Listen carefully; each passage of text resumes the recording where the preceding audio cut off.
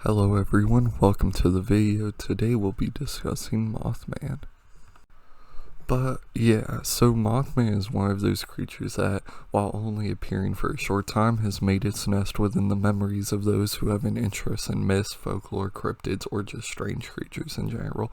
I happen to be one of those victims, if you want to call me that. And to be quite frank, Mothman is my favorite cryptid and is one of my favorite creatures across folklore media. While initially sounding kind of silly, a creature that looks like a giant moth humanoid being with a name straight out of a superhero comic, upon researching the topic I found myself rather engrossed in the sightings and stories of the Mothman. And in the process of researching this cryptid, I found myself becoming more familiar with why he was considered an omen of destruction. In this video essay, I will attempt to go over Mothman's history and his legacy, alongside other interesting details I found while researching this topic. I'll begin with a description of this winged creature though, so that we know what we're looking for. Mothman is typically noted as being around 6 to 8 feet tall with an 8 to 15 foot wingspan. Its height is a point of debate though, as I've seen people mention that he was closer to 10 feet tall, which may be correct, but given that most say somewhere between 6 to 8 feet, I'll just stick with that for the time being. The color of this creature is also sometimes said to be a dark brown, while others say it's a dark gray. For me, I have always assumed the Mothman was a grayish creature and had always seen him portrayed as either gray or black, so the thought of him being brown was actually new to me. While I'm not against that idea because it would be better for camouflage, I will mostly stick to his grayish appearance, as that is what I'm most familiar with. It is also said that it stands on its hind legs, but as apparent in one of the first sightings, the hind legs are like that of a bird's in the sense that it does not use them much for long distance travel. It seems to be more for just moving around short distances on the ground to catch something or whatever it may do. But perhaps the most notable feature of the Mothman is its bright, hypnotic red eyes. It was said that Mothman eyes were a red like you've never seen the color red, as a witness described them. Alongside the physical appearance of the Mothman, it seemed as though it almost had a spiritual appearance as well, for lack of a better term. Many people discussed feeling an overwhelming sense of dread upon looking at the Mothman. Now, this detail has always been something that stuck with me even more than the red eyes. Dread, by definition, is to feel extremely worried or frightened about something that is going to happen or that might happen. Notice how in the definition it states going to happen. It's almost as if the first descriptions of the Mothman were innately foreshadowing the tragedy that was soon to come.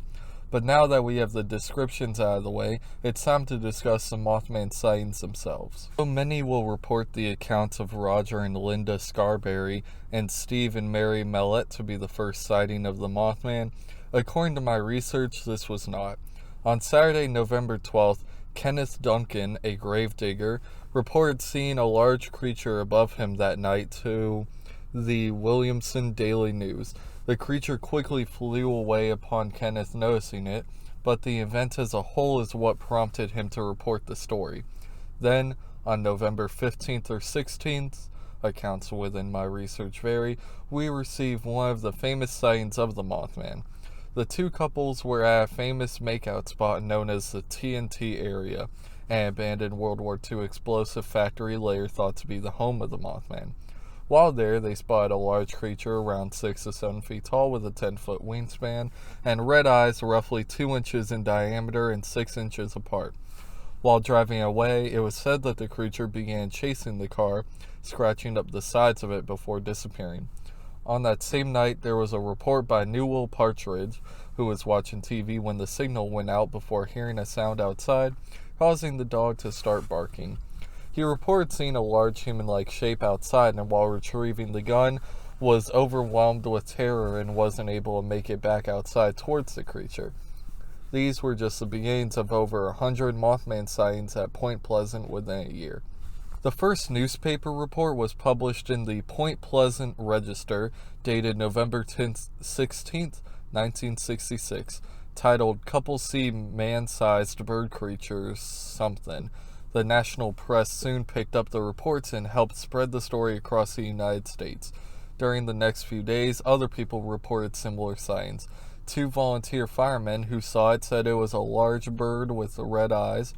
Contractor Newell Partridge told Johnson that when he aimed a flashlight at a creature in a nearby field, its eyes glowed like bicycle reflectors.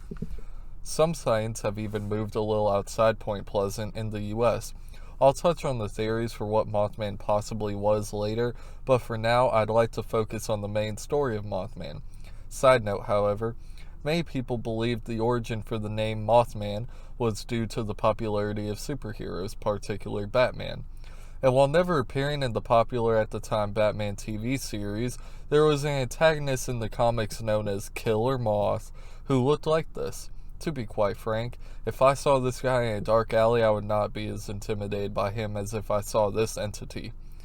I mean, to be fair though, this guy with what looked to be thrift store pants and wings made of cardboard was such a threat that Batman needed to stop him as wild. Somebody needs to defeat Killer Moth because he's a bigger threat than Joker. How will we ever defeat Killer Moth, man? I don't know. Killer Moth is such a freaking entity, dude. Such a beast. Like, Killer Moth is so powerful that Batman has to spend resources to take him down. But now we move on to the event that everyone links to Mothman, that being the bridge disaster. Prior to the event, Mary Hyre told Keel, the man who wrote the book Mothman Prophecies, about a dream of several people drowning and Christmas gifts floating above the water. At the time, Keel was unsure as to what that may have meant, but soon found his answer. On December 15th, 1967, the Silver Bridge, officially named the Point Pleasant Bridge, collapsed. There was a total of 46 casualties that night, and after this event, the Mothman sighting stopped altogether for some reason. While the real reason for the bridge collapsing was due to its age and the fact it could not hold up the weight of all the cars that were on it at the time, many people associate this event with the Mothman sightings that occurred, hence why I was referencing earlier in the video. As to my personal opinion, I think it was Killer Moth. No, I'm just kidding. Genuinely though, I am a believer in Mothman and everything, so I do have my suspicions of his involvement with the disaster, but I'm not going to say that the bridge collapsing was because of him. I guess I'm playing devil's advocate by saying that, but to put it simply, I believe Mothman had something to do with it. So, now that we have told the history of Mothman, I'd like to discuss the theories surrounding what Mothman could be. So, within my research, the most prevalent theory supported by skeptics is that Mothman was just a giant bird or owl. The bird in question is that of either a sandhill crane or heron. Upon discussing the Mothman, wildlife biologist Robert L. Smith at West Virginia University told reporters that the descriptions of the Mothman are similar to descriptions of the sandhill crane. The sandhill crane is roughly 6 feet tall and has a 7-foot wingspan similar to the proportions of Mothman. Alongside this piece of evidence, it is said that the birds have a reddish coloring around their eyes. Now, it is possible that the crane happened to wander outside of its usual migration pattern and was spotted by locals in Point Pleasant, thus creating the legend of Mothman. Other theories suggest it was a way to get more traction in the town of Point Pleasant, but considering the fact that the Mothman Festival didn't start till 2002, I personally don't buy that theory too much. There is also a theory that discusses a topic I want to have a deeper discussion with at some point in the future, that theory being mass hysteria. Mass hysteria, in a brief summary, is a contagious dissociative phenomenon that takes place in large groups of people or institutions under conditions of anxiety. In other words, when you have a mass of people who are afraid of, let's say, an illness, then there will be people who believe that they have the illness when in reality they don't, which then causes more people to follow the same pattern, kind of like just a mind over matter situation, but affecting a ton of people. There have been multiple instances of mass hysteria throughout history, the most notable scenarios being the Salem witch trials and the Red Scare led by Joseph McCarthy. If I had to bet on any of these theories, I'd actually support the mass hysteria theory more than the sandhill crane theory because of the fact that despite similar sizes between Mothman and sandhill crane, it seems very unlikely that people would mix up a large bird with a humanoid entity that seems otherworldly. I mean, like, how how do you look at Mothman or something like a shadowy figure, let's just say, like the Kenneth Duncan story, I believe. Where is it? Yeah. So, for instance, not Kenneth Duncan. Hold on, I'm gonna have to scratch that. Newell Partridge. That's who I'm talking about. So, let's look at Newell Partridge's scenario where the TV goes static. He goes to the window to see what's going on outside because he hears some noises, and he sees Mothman. Right now, maybe he was just tired or something, but it seems very unlikely that you look outside, see a bird, and you're like, oh my gosh, that's a dude. That's Mothman, man. Like, it doesn't make sense to me personally. Also, after this event, his dog was never seen again, despite the fact that, like, it's his dog and the dog knows where he lives. And if it was a bird that flew away, then why did the dog not just immediately come back to the house? Because if you've ever had a dog that, like, will chase birds and stuff, they won't chase the bird for miles and miles so they can't come back to their owner. They'll chase the bird flies away, and that's just it. Like, the dog will just kind of turn around and come back to its owner, but the dog never came back, so I'm not sure why that would be the case. But also, the town of Point Pleasant was filled with anxiety due to the mass reports of Mothman, thus creating more sightings of Mothman and causing more people to possibly have delusions of seeing this strange, malicious entity. I still believe, however, that Mothman is a real entity. In terms of legacy, though, Mothman surely has one. For starters, Mothman was the inspiration for John Keel's book, The Mothman Prophecies. This book is about a journalist who finds himself in the town of Point Pleasant during the time of the Mothman sightings, prompting him to research the creature and find the answers to the questions that plague the town. This book was later turned into a movie starring Richard Gere as the main character. Alongside this, Point Pleasant held its first annual Mothman Festival in 2002. The Mothman Festival began after brainstorming creative ways for people to visit Point Pleasant.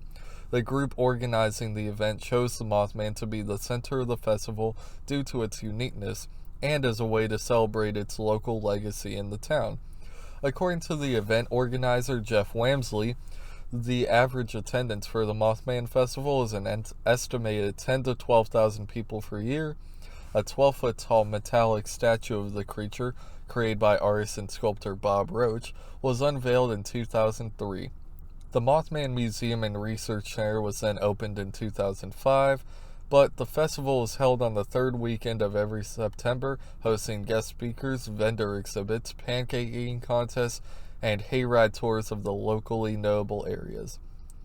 As for me, though, Mothman has had a slight impact on my life and interests. Mothman has been my favorite cryptid for a long while now, and his story is something I always found fascinating.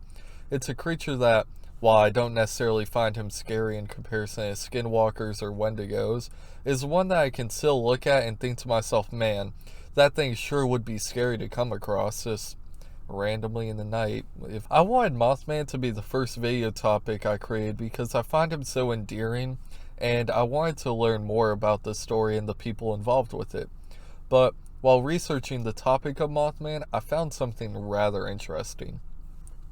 It's a topic, or rather group, I keep finding myself stumbling across whenever I research things of this nature. It's almost as if they're always there whenever something out of the ordinary occurs. I am, of course, talking about the Men in Black. Seriousness, though, let's discuss these people right quick. If you are someone like me who researches these topics frequently and watch things on conspiracies a lot, you are very familiar with the topic of the Men in Black. Simply, they are a group of mysterious individuals who will sometimes appear in areas where a strange event has taken place and gather information in regards to what happened. They have been spied in several areas across the US and are quite known across the corners of the internet that delve into these mysterious occurrences. These people appeared at Point Pleasant during the time of the Mothman. It was reported that they seemed almost inhuman. Mary Hire was a reporter that was repeatedly met by these people, stating that the people didn't blink and their fingers were long and veiny, and they were oddly unable to shake hands. However, most people are skeptical of their involvement with the Mothman case. I, however, believe they were there trying to gather information about the odd occurrences taking place.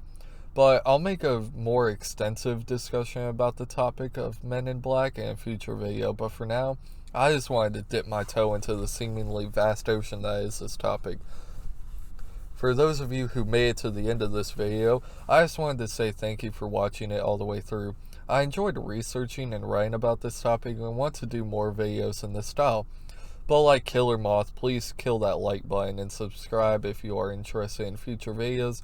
Also, feel free to comment anything you'd like to add to the story, and if there's anything I could do better in terms of video quality, mic quality, editing, whatever, all feedback is welcome and I'll be sure to read everything.